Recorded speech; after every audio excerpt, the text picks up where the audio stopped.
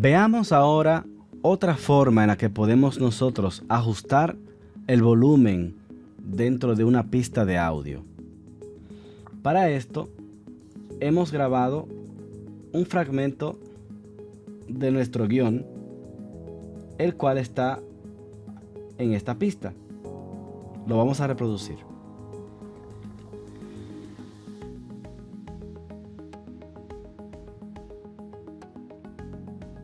Es muy importante etiquetar las entradas del diario que registremos en el portafolio digital de aprendizaje. Podemos apreciar en esta gráfica que hay un nivel de volumen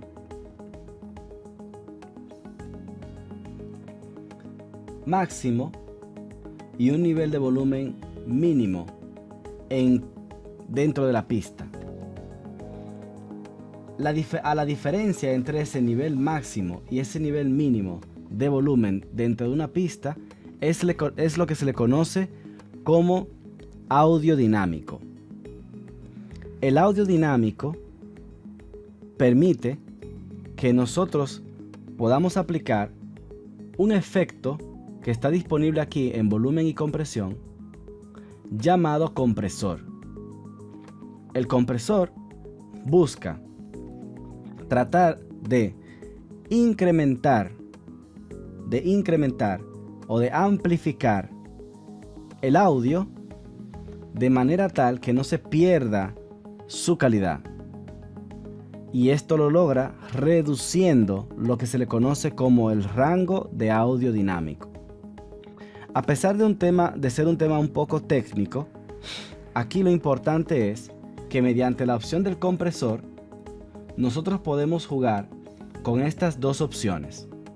Esta primera, la llamada threshold, permite indicar a partir de qué nivel o de qué volumen deseamos que sea aplicado la reducción del audio dinámico. Mientras que esta segunda opción es la que dice a partir de qué decibel o de qué volumen queremos que se aplique la reducción de este audio dinámico, pero para el ruido de fondo. Por ejemplo, en este audio tenemos, o podríamos tener en esta parte, una especie de ruido de fondo. Ahí se pudo apreciar. Ese es el ruido de fondo. Si nosotros, en efecto, bueno, primero control A o seleccionar la pista completa, ¿verdad? En efecto, le damos a compresor y decimos que queremos que se amplifique el ruido de fondo. Podemos ver como esta parte, que es el ruido de fondo, ha sufrido esa reducción de audio dinámico, que es lo que hace el efecto de compresor. Le voy a dar a control Z. Sin embargo, si yo le digo en compresor que yo no quiero que me amplifique el ruido de fondo, vamos a ver cómo esta parte de aquí prácticamente se quedó silenciada, porque no sufrió cambios, no sufrió ningún tipo de cambios, porque es considerado como un ruido de fondo. Le voy a dar a control Z otra vez. Por otro lado, tenemos aquí fragmentos de audio que sí tienen un sonido, sí tienen cosas que hemos pronunciado al momento de grabar. Al usar el compresor, este volumen que está aquí dice qué tanto o qué tan poco queremos que sea reducido ese audio dinámico. Si le ponemos aquí en -1, él va a tratar de reducir ese audio dinámico de una forma que desde -1 decibel en adelante se le aplique esa reducción. Ese efecto no es el mismo a si nosotros, por ejemplo, decimos que queremos comprimir desde una mayor cantidad de decibeles. Aquí la amplificación será mayor, o podría ser mayor en el próximo paso. Este paso de compresor viene de la mano de otro paso llamado amplificación. Si nosotros amplificamos, podemos por ejemplo decir que queremos amplificarlo, el audio, hasta 8.8. Y esto se va a incrementar hasta un nivel en el cual ya no se puede subir más, porque si se sube más se traería el efecto del clipping. El efecto de clipping es el efecto que habíamos explicado cuando se supera ese nivel, ese volumen de grabación, perdiendo o distorsionando la calidad del audio. Entonces, normalmente, le voy a dar a control Z, normalmente primero se comprime el audio, y esa compresión del audio lo que busca es poder hacer una amplificación posteriormente sin que se pierda la calidad del audio. Son dos opciones que se suelen utilizar de manera, digamos, que van mancomunada. En el caso de la amplificación, este check es bueno dejarlo desmarcado para que no nos permita amplificar un audio provocando el efecto clipping. Si yo amplificar el audio mucho, vamos a ver que se cumple el efecto clipping, porque hay parte del audio que ha sido amplificado por encima del nivel que podría ser reproducible en una bocina. Entonces, para evitar eso, que es lo que se conoce como efecto clipping, es que se suele, al momento de amplificar, se suele dejar desmarcada esta opción para que él nos permita amplificarlo solamente hasta el máximo nivel permitido. Entonces, primer paso es seleccionar todo el audio. En efecto, comprimimos el audio de manera tal que pueda ser amplificado posteriormente sin perder la calidad del audio. Eso es lo primero que se hace, se comprime el audio. Cuando se comprime el audio, fíjense que ya aquí al comprimir él ha incrementado las ondas en cierta forma, y ya no hay forma de nosotros poder amplificar sin que se pierda el clipping. Entonces en este caso podemos jugar con el limitador para borrar esos picos y poder así pues amplificarlo posteriormente. Pero son dos pasos que son separados pero que tienen cierta relación, y todo depende de a qué nivel o a qué volumen se haya hecho la grabación inicial de ese audio. Primer paso, en efecto, comprimimos el audio para que se reduzca el rango de audio dinámico, o sea, la diferencia entre el volumen más alto y el volumen más bajo de una grabación.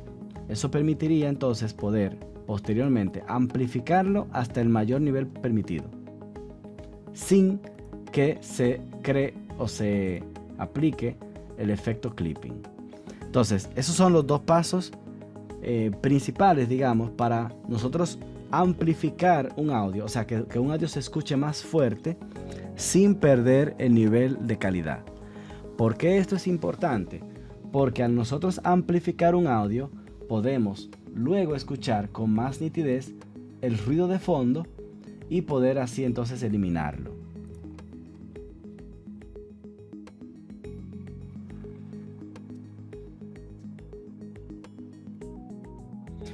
Veamos ahora algunas opciones o algunos efectos adicionales a lo que ya hemos explorado, que pueden ser también muy importantes. Si yo selecciono un fragmento de audio como este que está aquí, le doy espacio, es muy importante. Esto yo puedo, con un efecto que está ubicado en especial llamado repetir, yo puedo hacer que eso se repita una cantidad de veces. Por ejemplo, si yo quisiera que ese fragmento se repitiera 5 veces, le pongo un 5, le doy a aplicar, y lo que él ha hecho es repetir 5 veces lo mismo. Al yo darle espacio, es muy importante, es muy importante, es muy importante, es muy importante, es muy importante, es muy importante. Vemos que él se reprodujo la primera vez y eso lo repitió 5 veces más. Ese es el efecto de repetición. Ahora, hay otro efecto que es el de invertir el audio. También está aquí en efecto especial, invertir o reverse. Reverse es el que vamos a ver aquí, que es el de hacerlo al reverso. Lo que hace reverse es que el audio que estaba aquí delante lo envió al final y el que estaba al final lo puso al principio. Eso es una especie como de espejo en el audio, provocando que el resultado final sea un audio distorsionado, como si estuviese encriptado. Este efecto de revertir ha sido usado ampliamente en la industria de la música para distorsionar ciertos audios de forma tal que no se pueda percibir lo que se dice o conseguir un efecto, digamos que tipo electrónico sobre una voz. Otro efecto interesante es el efecto de fade in y fade out. Eso está aquí en efecto, fading. Tenemos las opciones de fade in y fade out. Lo que hacen estas opciones es que crean una especie de sobre o de volumen, no sé si recuerdan la opción de sobre que vimos anteriormente, donde se inicia con un volumen bajito y se va proporcionalmente incrementando hasta que llega al nivel del 100%. No es el mismo efecto de sobre, pero es como si él creara una especie de sobre, como un embudo, donde empieza bien bajito el volumen y se va incrementando proporcionalmente hasta llegar al 100%. Esto es el efecto que se le llama fade in, que normalmente se utiliza para introducir a un audio de forma tal que no inicie con un volumen tan abrupto, tan brusco, sino que vaya incrementando, digamos que escaladamente. Ahora, el efecto contrario al fade in es el fade out y se suele utilizar, por ejemplo, cuando ya el audio se está acabando. Muy utilizado en músicas de fondo, cuando queremos que al final del audio se vaya desvaneciendo poco a poco esa música hasta que finalmente ya no se escuche más. Esos efectos se llaman fade in y fade out y están en este submenú de fading.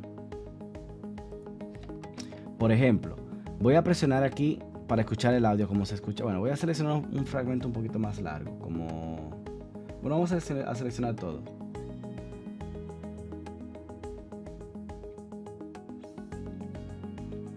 Ok. Si yo le doy a espacio, es muy importante. Vimos que él empieza con un volumen del 100%. Si yo aplico un efecto de fading, fade in aquí, vamos a apreciar ahora al reproducir que casi no se va a escuchar y se va a ir incrementando el volumen hasta que finalmente llega al 100%. Es muy importante etiquetar las entradas del diario que registremos en el portafolio digital de aprendizaje. Ahora, le daré control Z y en vez de fade in voy a aplicar el efecto de fade out. Aquí vemos que él inicia con un volumen, digamos que al máximo del 100% y se va desvaneciendo poco a poco hasta que al final casi no se percibe. Es muy importante etiquetar las entradas del diario que registremos en el portafolio digital de aprendizaje. Ese es el efecto de fade out. Entonces, vamos ahora a ver un efecto sumamente importante a la hora de nosotros eliminar ruido de fondo. ¿Qué pasa si este audio tiene ruido de fondo? Aquí no se percibe ningún ruido de fondo. Sin embargo, yo voy a seleccionar esta pista, le voy a dar a efectos y voy a darle al compresor para que me incremente esa diferencia. Bueno, me reduzca esa diferencia, lo que le llaman el audio dinámico, de manera tal que me amplifique lo más que se pueda sin perder la calidad del audio.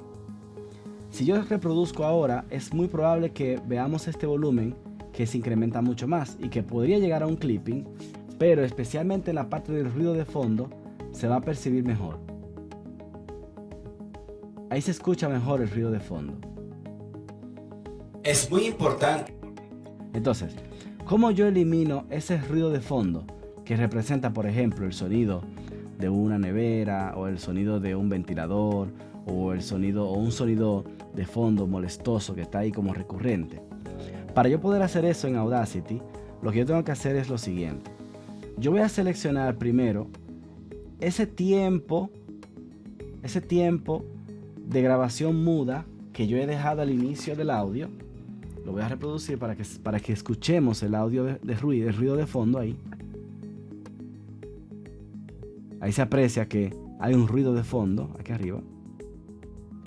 Y teniendo seleccionado ese espacio mudo, que es el ruido de fondo, le vamos a dar a efecto donde dice la opción reducción de ruido. Aquí, reducción de ruido. Y le vamos a dar a la opción reducción de ruido. Lo primero que vamos a hacer es darle al botón de obtener el perfil de ruido, asegurándonos de haber seleccionado el primer fragmento del audio, que es mudo. Al darle clic aquí, lo que ha hecho Audacity es que ha analizado ese fragmento de audio. Y ese fragmento de audio lo ha etiquetado como ruido de fondo. Para Audacity ahora, eso que está ahí es un ruido de fondo. Ahora yo le voy a dar a control A, o voy a seleccionar la pista completa. Y otra vez voy a darle a efecto. Otra vez le voy a dar a remoción de ruido.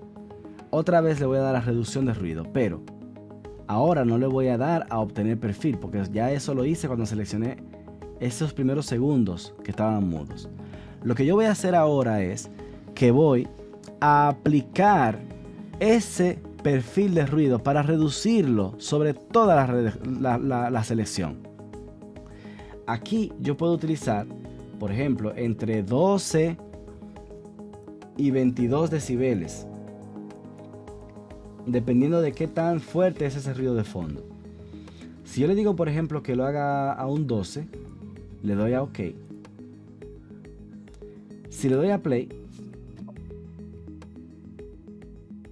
bueno, ahí se eliminó el ruido de fondo. Es muy importante. Ahí se eliminó el ruido de fondo con un 12.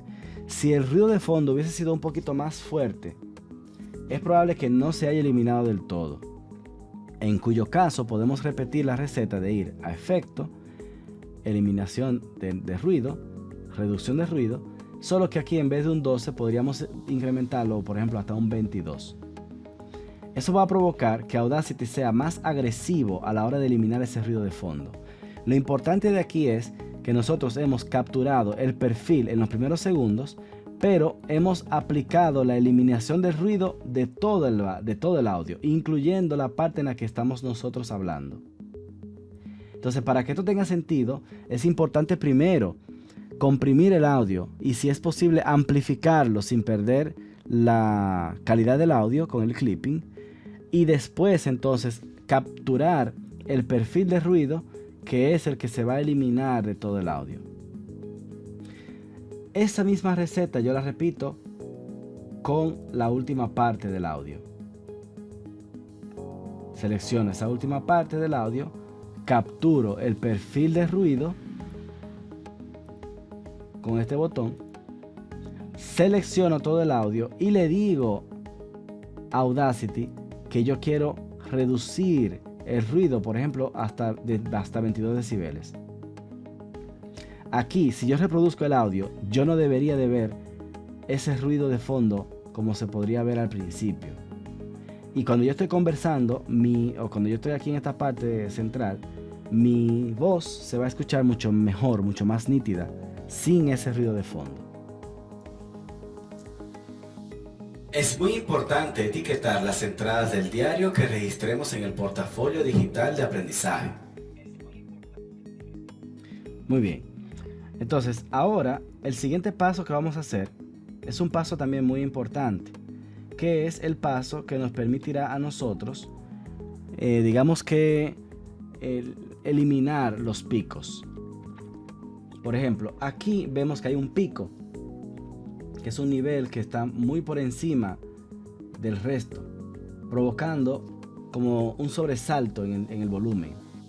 Yo puedo hacer eso seleccionando toda la pista y luego dándole aquí donde dice efecto, está la opción de limitador en volumen y compresión. El limitador permite quitar esos picos. Ahora, la forma en la que él lo quita es como una tijera, recortándolo. Yo puedo aquí seleccionar a cuántos decibeles yo lo quiero limitar para que me quite todo lo que supere esa cantidad de decibeles.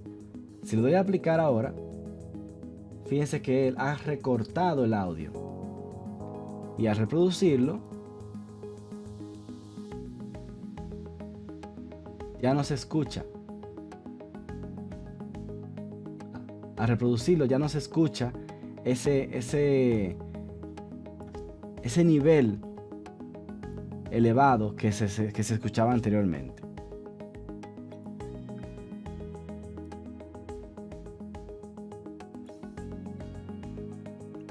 Entonces, si le doy control Z, yo puedo seleccionar otra vez y puedo jugar con el limitador con otros valores. Por ejemplo, yo puedo decir que lo limite a un nivel un poquito mayor, bueno, menor en este caso. Ahí lo ha puesto todavía más bajito.